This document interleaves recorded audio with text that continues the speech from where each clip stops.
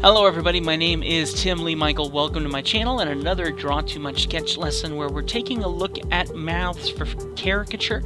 I want to go ahead and do a continuation of our video that we just released 3 days earlier in the idea of this mouth and how we can understand shape and dynamic form a little better. And I think the best way we can do that is actually to put a little bit of shading into this so you can start to see form and shape in this. So I'm grabbing my airbrush and I'm dropping my brush density here, and I'm just going to go ahead and start painting in some shape into this because I want you to see how shadow and highlight affect this, okay?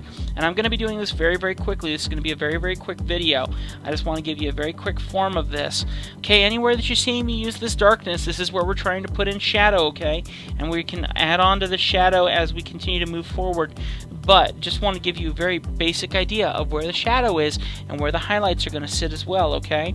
So let's go ahead and just keep pushing on here. I'm going to drop my brush density a bit more, and I'm just going to bring in a little bit of shadow into this inner sanctum here, in the inner area here. Now don't forget, even though I'm adding shadow to certain areas, they're still coming out towards the light. So I'm going to pull this back out here in a second. Right now we're just trying to get that dynamic shadowing in here on a white background. So let's go ahead and make this even a little bit bigger and bring in some more of this gray. And I'm going to push kind of hard here to really kind of bring in this gray, and then we're going to show you where the highlights go.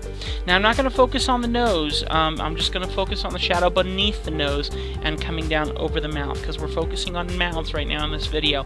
If you do enjoy this and you want to know a little bit more about nose shadowing, you can go and take a look at my videos on nose shadowing. You know what, I'm going to put a link right here in the cards for you to go check out my how to shade a nose video. That's a very good video to check out. We're going to go ahead and grab our white, and this is where the highlights are going to start coming into play, okay?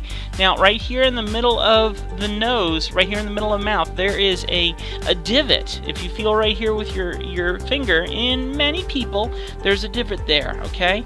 And it depends on how thick your lips are, if you've had surgery there for something as a kid, or whatever. A lot of kids are born with a cleft nose, and that has to be taken care of, or you're living with it and you're looking awesome as you are. But each one of us has these little details that need to be considered. Okay, so right here is where the highlight starts. It sits in the middle of that. Usually shadow kind of works inwards to that, but right at the bottom there is where the sun can hit that, and that's an important area to put into highlight. Same thing here, right on top of the lip is where we get a lot of highlight as well. Okay, and usually there's a bit of highlight here along this area as well, okay? And maybe over here. It depends on what direction the sun's coming from, of course, too. Keep that in mind. And then on the bottom lip, usually there's an area of highlight here, especially if it's moist, if it's wet, and if so, all you gotta do is push that highlight just a little bit more intensely so it pops a little bit more, okay? Under the top lip is always darker than the bottom lip, okay? And that's just because of how God has shaped that top lip. He shaped it so that it stays pointed downward. Unless you're someone with a big top lip, depending on what country you're from and what race you're from per se. All races are the same. All blood is the same. No racism here, just to let you guys know, of course. And take a look at this, though. You can focus on the nose right here. This is what I love about caricature and cartooning. It gives you the idea of what you're looking for. Did I set a timer for this video? I don't actually remember setting a timer for this video. So if I didn't, I apologize. I'll wrap this up here momentarily. Right here you can see I'm putting a lot of shadow beneath the nose. The reason why I'm doing that is because right underneath the nose is where the most intensive shadows are. Right now none of my lights are really set up to show you that deep tone of shadow that pops underneath the nose, but it's a hard, what's called a butterfly effect.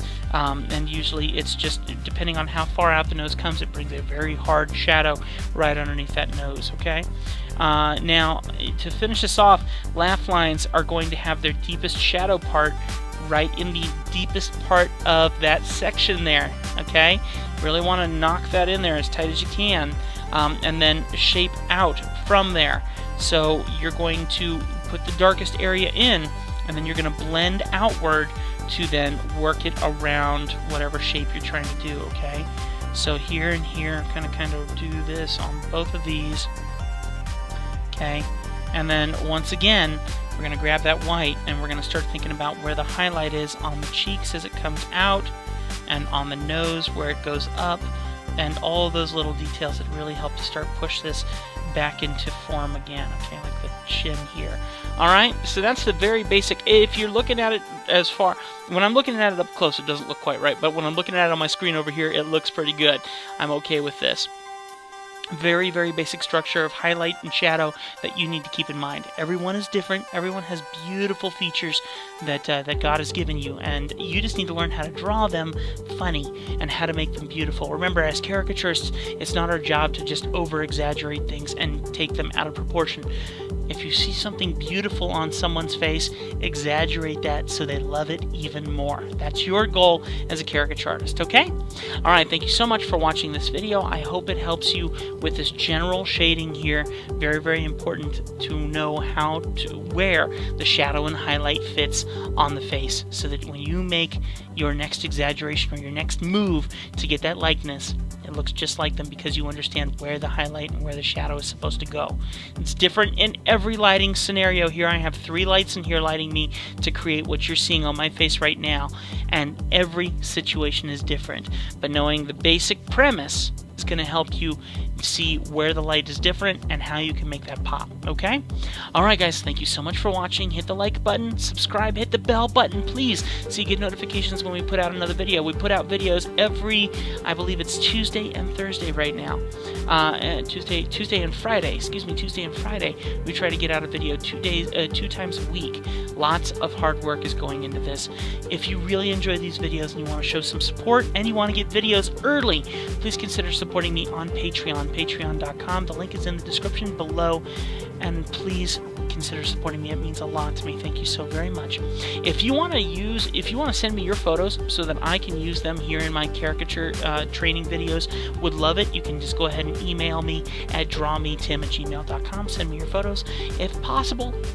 Just remember that I need you to be over 18 years old, because we do use these photos on the internet. We want to protect you as an adult and as a kid, and then also we use these for business purposes, and we might even create some cool graphics from them. So if we do that and we want to sell some awesome merch here on the channel, we want to make sure we have your permission. So by you emailing us those pictures, we can use them in our graphics here and create some cool stuff, and maybe do some future t-shirts and stuff. Okay? Thank you so much for watching. Hope that you've enjoyed this. We will see you in the next video here on my Draw Too Much sketch lessons. Take care, guys. See you next time.